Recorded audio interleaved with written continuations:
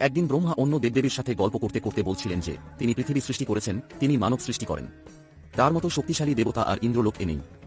সেই সময় বিষ্ণু এই কথাগুলো শুনতে পাচ্ছিলেন। তিনি তার এই কথায় প্রচণ্ড রাগান্বিত হয়ে যান।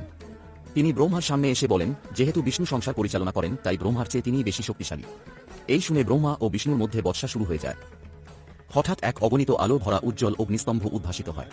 আকাশচুম্বী এবং মাটির গভীর পর্যন্ত প্রসারিত এক লিঙ্গন দেখা যায়। ব্রহ্মা চমকে বলেন, এ কি? এত বড় শক্তি! বিষ্ণু বলে ওঠেন, এর শুরু বা শেষ কোথায়? চলো আমরা এর রহস্য উদ্ঘাটন করি। ব্রহ্মা বলেন, আমি এর শীর্ষ খুঁজে বার করব। তুমি শেষ খুঁজে বার করো।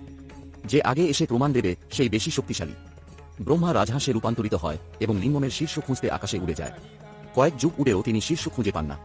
কিন্তু তিনি একটি কেতকী ফুল দেখতে পান। তিনি ভাবেন যে এই ফুল দেখিয়ে তিনি প্রমাণ দেবেন যে তিনি শীর্ষর কাছে পৌঁছেছিলেন। এদিকে বিষ্ণু বরাহ রূপে মাটি খনন করতে থাকে তার শেষ খুঁজবে বলে। কিন্তু সে যতই খোদাই করে